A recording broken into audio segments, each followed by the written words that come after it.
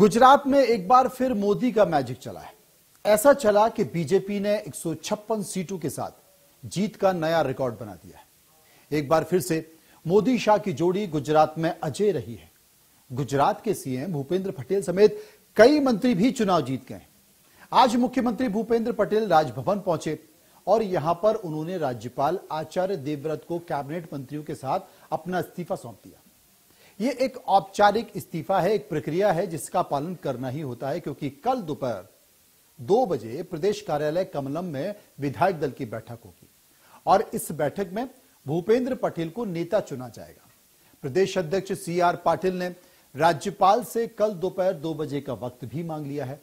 भूपेंद्र पटेल 12 दिसंबर को गांधीनगर के हेलीपैड मैदान में मुख्यमंत्री की शपथ ग्रहण समारोह में भी शपथ लेने वाले और वहां पर इस जीत के कर्णधार, सबसे बड़े सूत्रधार प्रधानमंत्री नरेंद्र मोदी भी मौजूद रहेंगे। तो एक नजर गुजरात विधानसभा चुनाव के परिणाम पर डाल लेते हैं कि गुजरात की 182 विधानसभा सीटों में से भाजपा ने 156 सीटें आखिर जीत कैसे ली। उन्होंने 2017 के मुकाबले 57 सीटों का फायदा हुआ है। कितना? 57 सीटों का। वहीं कांग्रेस को सबसे ज्यादा 60 सीटों का नुकसान हुआ है। पार्टी ने पिछली बार 77 सीटें जीती थी। किसने? कांग्रेस ने। और इस बार उसे महज 17 सीटों से ही संतोष करना पड़ा, जबकि आम आदमी पार्टी गुजरात में महज 5 सीटें जीत सकी है और उसका जो मत प्रतिशत है वो करीब करीब कांग्रेस के बराबर है। उसके आपके तीनों दिग्गज नेता हालांकि चुनाव हार चुके हैं, जिसका जिक्र अरविंद केजरीवाल कर रहे थे और इन तीनों नेताओं को अरविंद केजरीवाल बार बार गुजरात में घुमा रहे थे। इनमें मुख्यमंत्री पद के उम्मीदवार ईसूदान गढ़वी, प्रदेश अध्यक्ष गोपाल इटालिया और पाटीदार नेता अल्पेश कथीरिया भी शामिल हैं। इसके बावजूद वोट शेयर के आधार पर आपको अब राष्ट्रीय पार्टी का दर्जा मिल गया है और इसी बात से अरविंद केजरीवाल संतुष्ट भी हैं कि भाई हम अब राष्ट्रीय पार्टी बन गए हैं और राष्ट्रीय पार्टी बनने के बाद हमको स्वीकार कर लिया इलेक्शन कमीशन ने, तो हम ये मानते हैं कि हमको अब संतोष है इस बात से। हमने गढ़ भेदा है और अगली बार हम सरकार में भी पहुंचेंगे। तो कुल मिलाकर अब पार्टी पूरे देश में अपने नाम और चुनाव चिन्ह के साथ लड़ सकेगी। वहीं 4 अन्य कैंडिडेट जीतने में यहां सफल रही है।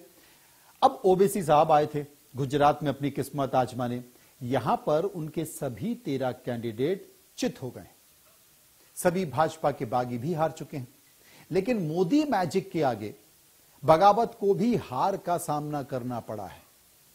उसके पहले कांग्रेस ने, आपको याद होगा, 1985 में माधव सिंह सोलंकी की अगुवाई में 149 विधानसभा की सीटें जीती थी और यह रिकॉर्ड था गुजरात की राजनीति में। वहीं नरेंद्र मोदी के सीएम रहते हुए भाजपा ने 2002 में चुनाव में 127 सीटें जीती थी। इस जीत के साथ भाजपा ने दोनों रिकॉर्ड तोड़ दिए थे और जनादेश का नया रिकॉर्ड अपने नाम कर लिया। चुनाव प्रचार के दौरान प्रधानमंत्री मोदी ने कहा था कि नरेंद्र का रिकॉर्ड भूपेंद्र ही तोड़ेंगे, जैसे उन्हें सब कुछ पता था। चुनाव रिजल्ट ने उनके बयान को सच में बदल दिया। भाजपा समर्थक जश्न मना रहे हैं। इसके लिए आपको संगठन की दूरदर्शिता को भी क्रेडिट देना होगा। 16 सितंबर 2021 की तारीख आपको याद है ना, जब प्रधानमंत्री मोदी ने भूपेंद्र पटेल को विजय रूपाणी की जगह गुजरात का नया सीएम बनने पर बधाई दी थी। आपको याद है?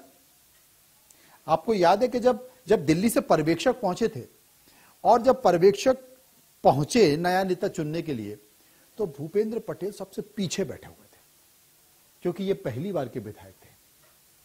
और पर्यवेक्षकों ने कहा कि भूपेंद्र जी थोड़ा आगे आ जाइए, तो उन्होंने कहा नहीं साहब मैं यहीं पर ठीक हूं। अरे बोले आगे आ जाइए, राज्य के अगले मुख्यमंत्री आप ही हैं। और जब विधायक दल की बैठक में, गुजरात विधायक दल की बैठक में सबने ये सुना तो सन्नाटा छा गया। अरे ये क्या हुआ? विजय रूपाणी की जगह पहली बार के विधायक भूपेंद्र पटेल।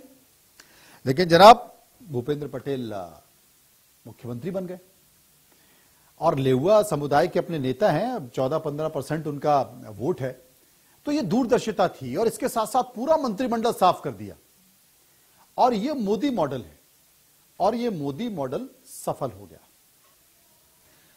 तो बेसिकली हम जो जिक्र कर रहे थे कि विधानसभा चुनाव से करीब 1 साल पहले बीजेपी ने गुजरात में पूरी सरकार को बदल दिया और इसका इनाम, जी हां, इसका इनाम बीजेपी को मिला। कैसे मिला इसका नाम बीजेपी को? इसका इनाम बीजेपी को मिला कि रिकॉर्ड बहुमत के साथ जीत के रूप में 65 साल के विजय रूपाणी अगस्त 2016 में मुख्यमंत्री बनाए गए थे और अब 75 वर्षीय आनंदीबेन पटेल ने उम्र को आधार बनाकर उन्होंने इस्तीफा दे दिया। तो रूपाणी के नेतृत्व में भाजपा ने पाटीदार आंदोलन किया और बावजूद 2017 के विधानसभा चुनाव में जीत हासिल की थी आनंदीबेन को हटा के रूपाणी। और गुजरात में विधानसभा चुनाव के ठीक 1 साल पहले मुख्यमंत्री के पद छोड़ने को लेकर कई सवाल भी खड़े हो गए थे। अब सवालों का क्या, वो तो उठेंगे, लेकिन जनाब सब कुछ उलट हो गया और रूपाणी के बाद भूपेंद्र पटेल आए और भूपेंद्र पटेल ने इतिहास रच दिया। और जैसा कि नरेंद्र मोदी ने कहा कि नरेंद्र का रिकॉर्ड भूपेंद्र ही तोड़ेंगे, तो टूट गया। असल में 2 दशक से ज्यादा पत्रकारिता करियर में मैंने कई इलेक्शन को कवर किया और चुनावी विश्लेषण भी करता आ रहा हूं, लेकिन गुजरात के चुनावी गदर में बीजेपी के रिकॉर्ड बहुमत के साथ ही कांग्रेस और आम आदमी पार्टी को ग्रामीण वोटर्स यानी कि ग्रामीण मतदाता तक सीमित कर देना भी पॉलिटिकल पंडितों के लिए एनालिसिस का सब्जेक्ट हो सकता है। गुजरात के इस चुनाव में कांग्रेस की जगह आम आदमी पार्टी आगामी चुनाव के लिए खुद को प्रोजेक्ट करती दिख रही थी। यहां पर आपके मन में सवाल हो गया होगा कि किन आंकड़ों के आधार पर कहा जा रहा है ये सब। तो जनाब चलिए मैं आपको बताता हूं कि अरविंद केजरीवाल ने 27 नवंबर को गुजरात चुनाव को लेकर एक प्रेस कॉन्फ्रेंस की थी और इस पत्रकार वार्ता में उन्होंने गुजरात में आम आदमी पार्टी की सरकार बनाने का दावा किया था। ठीक 12 दिन बाद गुजरात के परिणाम आए। आम आदमी पार्टी को राष्ट्रीय पार्टी का दर्जा भले ही मिल गया हो, पर उनकी पार्टी के 5 विधायकों को जीतकर गुजरात की जनता ने स्वागत किया। हम आपको डेटा के खेल में नहीं उलझाना चाहते हैं, बस इतना जान लीजिए कि गुजरात की कुल 182 सीटों में से 35 सीटों पर आप रनरअप रही है, यानी कि दूसरे नंबर पर है। अगर आप 5 विधायकों के साथ 35 के आंकड़े को जोड़ देते हैं तो यह समीकरण हो जाता है 40। जैसा कि मैंने शुरू में बताया कि कांग्रेस को इस बार 17 सीटें मिली हैं। केजरीवाल की पार्टी का वोट परसेंटेज भी बढ़ा है, पहले 0.62 था, अब बढ़कर 12.9% हो गया है, यानी कि करीब 13% घटा है। तो आम आदमी पार्टी का 13% बढ़ा है। 13% किसका घटा? कांग्रेस को। अब कांग्रेस और उनके समर्थकों को ये सीख लेना चाहिए। साल 2017 में कांग्रेस को वोट शेयर 42.97% था, जो घटकर 27% हो गया है, यानी कि करीब 15% का वोट बैंक कांग्रेस का गुजरात में घटा है। गुजरात में कांग्रेस का अपना इतिहास है। 1990 में राम मंदिर आंदोलन की लहर में भी कांग्रेस ने 31% वोट हासिल किए थे गुजरात में, और इस बार कांग्रेस को सिर्फ 27.3% वोट मिले हैं और पार्टी को 17 सीटों पर संतोष करना पड़ा है। समझिए, यह अपने आप में बड़ी बात है। अब कांग्रेस की ओर से ताकत के साथ चुनाव नहीं लड़ना एक भी प्रमुख कारण है। नहीं लड़ा चुनाव। अब इसे आप क्या कहेंगे? इसे संयोग समझिए या फिर कुछ और समझिए। राजनीति तो अपने अपने हिसाब से होती है, तमाम लोगों के विचार भी स्वतंत्र हैं। इस बार मोदी वर्सेस राहुल से बचने की रणनीति में कांग्रेस को नुकसान पहुंच गया है कि भाई छोड़ो यार, कौन टकराएगा, वो तो जीतना ही है, चलिए भारत जोड़ो यात्रा पर निकल लेते हैं। इस चुनाव में प्रधानमंत्री नरेंद्र मोदी ने मैराथन रैलियां की, उनके साथ अमित शाह ने भी बड़े बड़े रोड शो किए। अरविंद केजरीवाल भी चुनाव के दौरान गुजरात में डेरा जमाए रहे, लेकिन राहुल गांधी ने सिर्फ 2 रैलियां करी। लिहाजा कांग्रेस को साल 2017 पलटकर जरूर देखना चाहिए। 5 साल पहले चुनाव में राहुल गांधी ने 30 रैलियां की और 12 अलग अलग मंदिर में जाकर मत्था टेका था, तो कांग्रेस को 77 सीटें मिली थी, जबकि इस बार मात्र 17 सीटें ही मिली हैं। जब राजस्थान के मुख्यमंत्री अशोक गहलोत ने इस बारे से पूछा गया तो उन्होंने कहा कि राहुल गांधी को गुजरात चुनाव प्रचार में शामिल होने की जरूरत नहीं है, वो फिलहाल भारत जोड़ो यात्रा पर फोकस कर रहे हैं।